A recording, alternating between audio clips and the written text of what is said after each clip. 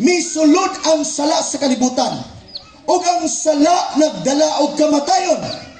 Busa ang kamatayon, makaigsunan, mikuyanap sa tibok kalibutan, sanglit ang tanan nakasalaman. So karon kitang tanan, aminado kita nga kitang tanan na ay mga sala. Amen ba? Amen ang naay mga sala.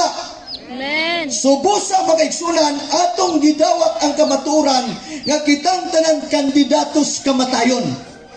Walay makadili sa kamatayon makaigsunan. Tungod kay duna na may sala makaigsunan nining ibabaw sa yuta. Gani kini nga sala migamot pagayod makaigsunan. Mo ni hinungdan karon makaigsunan nga kamatayon nakalanlain ang hinungdan.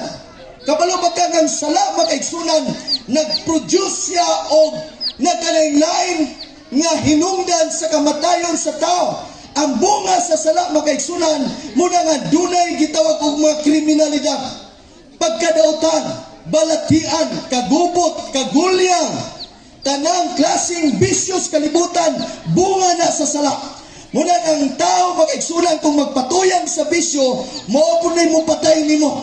Kabantay ka nga dunay nga buang tungod sa droga, dunay nga rehab tungod sa droga. Kung dili mo na malikayan, mapatsak nimo na, maora pud na mo patay nimo.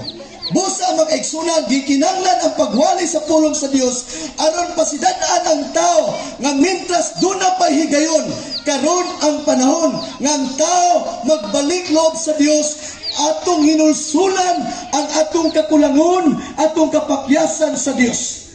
Makaigsunan paminaw, kung mamatay ka nga din wa ka nasayod sa paagis kaluwasan, mao'y pinakadelikados kinabuhi.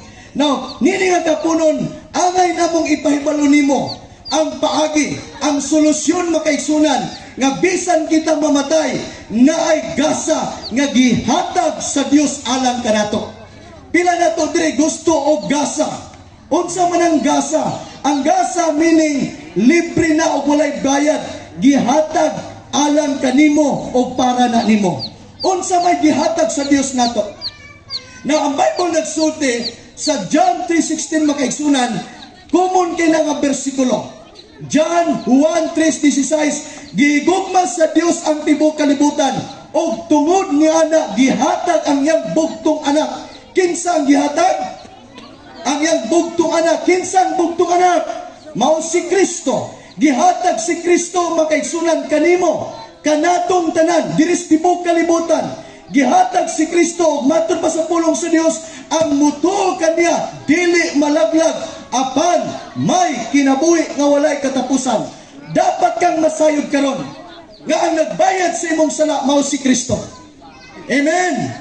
Unsay bayad sa sala? Kamatayon. Busa kitang tanan kandidatos kamatayon.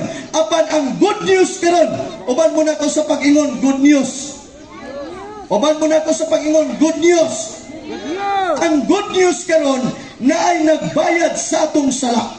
Kay kung mamatay ta makaigsunan nga wa ta kabayad sa atong sala, delikado atong kinabuhi. Kay di man gyud pud ta kabayad, apan dunay nagbayad sa imong sala. Kinsay nagbayad sa imong sala o sa akong sala? Mao si Kristo. Muna nga si Kristo usab nagsakripisyo hangtod nga matay siya ibabaw sa krus Kalbaryo. Nasayod ba ikaw nga katoyang kamatayon dito sa krus Kalbaryo? Mao na to'y paagi nga mabayaran imong sala. Are you with me?